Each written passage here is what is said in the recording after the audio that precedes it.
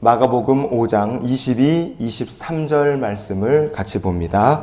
회당장 중에 하나인 야이로라 하는 이가 와서 예수를 보고 발 아래 엎드리어 간곡히 구하여 이르되 내 어린 딸이 죽게 되었사오니 오셔서 그 위에 손을 얹으사 그로 구원을 받아 살게 하소서 하거늘. 아멘. 회당장 야이로의 어린 딸은 원인을 알 수 없는 병으로 시름시름 앓다가 결국 아이가 죽죠.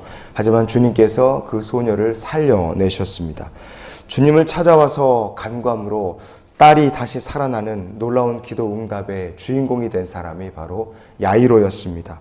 오늘 야이로의 이야기를 통해 우리를 향하신 하나님의 마음을 나눠보는 시간이 될 수 있기를 원합니다. 오늘 본문 말씀을 보시면 야이로를 가리켜서 회당장 중에 하나다 이렇게 말을 합니다. 회당장이라고 번역이 된 헬라어 본문을 보면 아르키 수나고곤 이렇게 돼 있어요.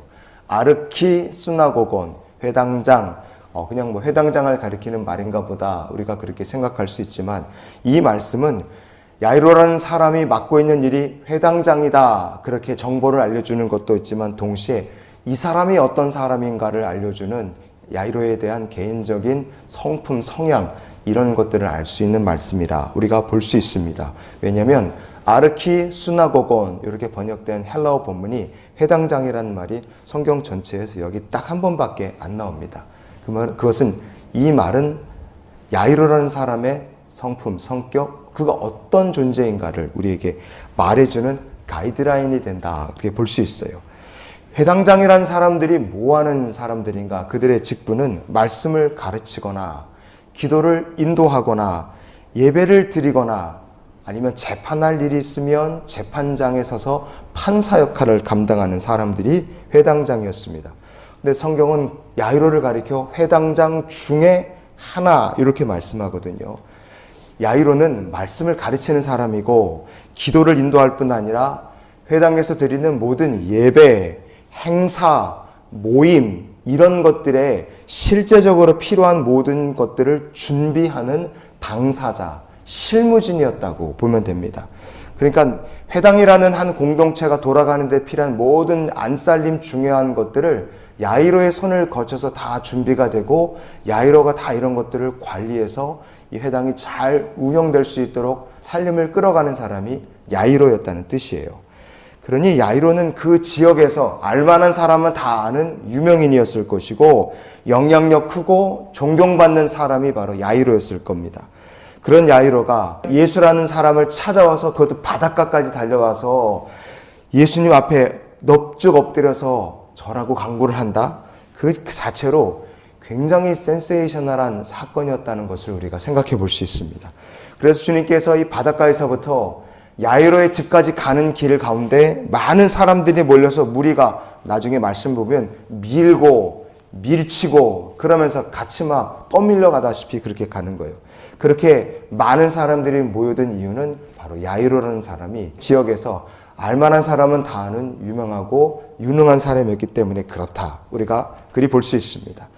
야이로는 회당에서 예배나 모임 행사에 필요한 것들을 다 수행하고 준비하고 실행하는 사람이었습니다. 그렇다면 그가 얼마나 성격이 꼼꼼하며 얼마나 눈치가 빠르고 얼마나 업무에 추진력이 강하고 얼마나 상황 판단이 빠르겠습니까? 그런 야이로가 내 딸이 병이 들었다. 그러면 가만히 아무것도 안 하고 수수방관 손 놓고 있을 사람이 아니겠죠. 틀림없이 야이로는 자기가 할 수 있는 최선의 방법을 다해 딸을 고쳐보려고 백방으로 노력을 했을 겁니다.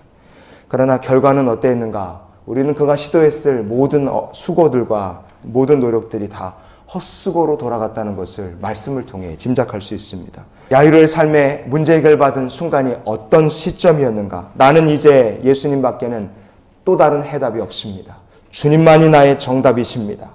이런 마음으로 주님을 찾아가 자기의 모든 것 내려놓고 엎드려 주님 앞에 간곡히 간구할 때 야이로의 삶에 문제 해답의 역사가 나타난 줄 믿습니다.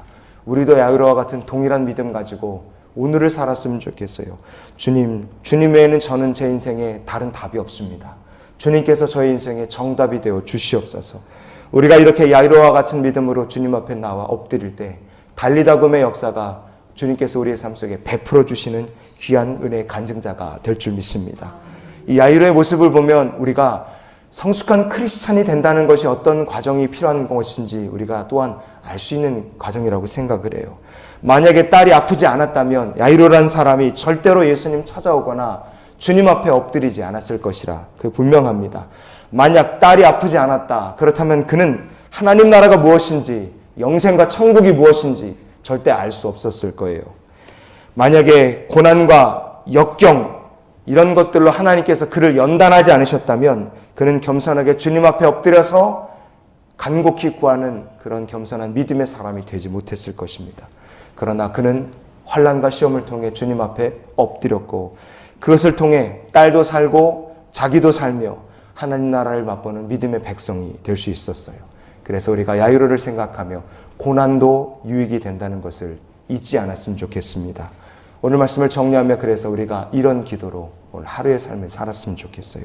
주님, 오늘도 주님 앞에 겸손히 엎드려 기도할 믿음을 주시옵소서. 야이로는 회당장으로서 보통 높은 사람이 아니죠. 그 지역에 알만한 사람은 다 아는 사람이었을 겁니다. 그러나 사회 유지, 주변 사람들에게 존경받는 사람, 리더라는 모든 체면, 재판관으로 살았던 인생 그런 거 다 내려놓고 예수님 찾아가서 바닷가 그 질퍽질퍽한 땅에 엎드려 주님 앞에 간곡히 구하는 믿음을 우리에게 보여줬습니다.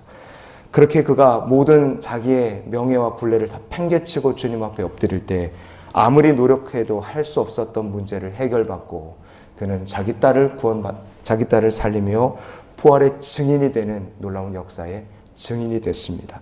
여러분, 오늘도 우리가 주님 앞에 겸손히 엎드릴 때 하나님께서 우리가 노력해도 안 되는 것들에 응답을 주실 것이고 우리의 삶 속에 달리다금의 응답으로 하나님 함께 하시는 한날의 삶이 될 줄 믿습니다.